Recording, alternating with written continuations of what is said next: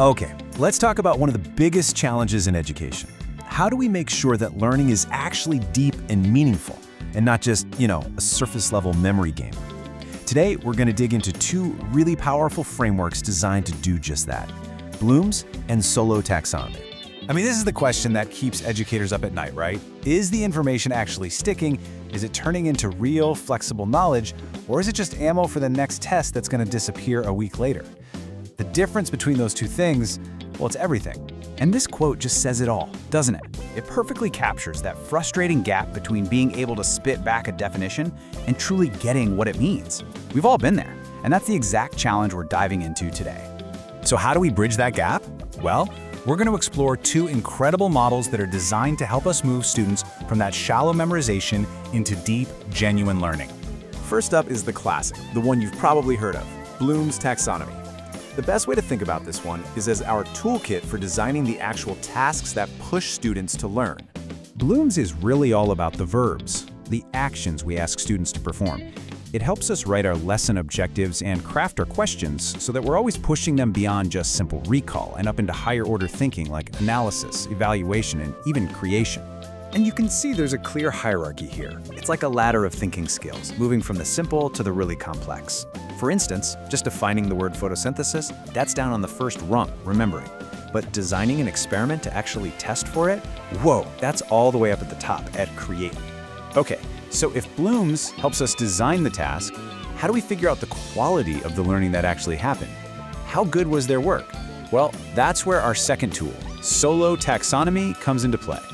And right away, here's the key difference. Solow, which stands for Structure of Observed Learning Outcomes, it shifts our focus. It's not about the task itself. It's about the quality and complexity of the student's response. It's not about what they do, it's about how well they understand. Let's just walk through this for a second. At the unistructural level, a student can maybe give you one single relevant idea. At multistructural, they can list a bunch of ideas, but they're all kind of separate, like a laundry list. But it's at the relational level where the magic happens. That's where they start linking all those ideas together to see the big picture. And then at the very top, extended abstract, they can take that big picture and apply to something totally new. That's deep learning.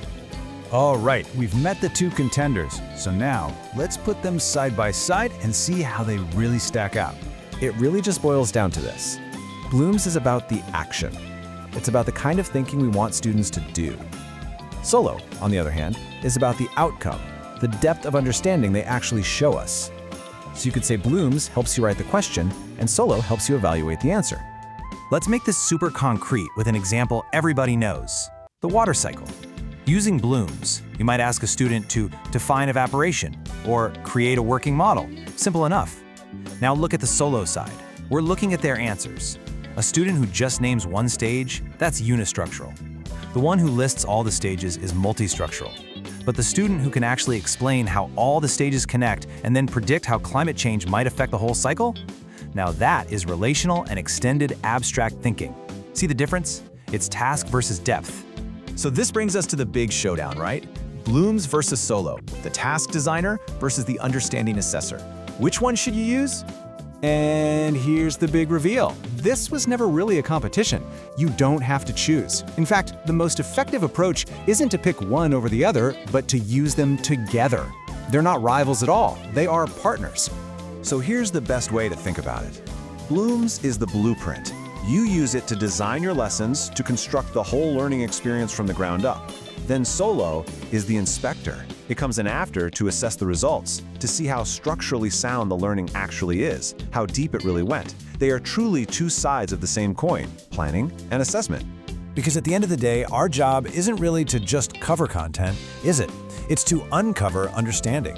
And these two frameworks are some of the best tools we have for that job. So the real question is, how will you use them to find out what your students truly know?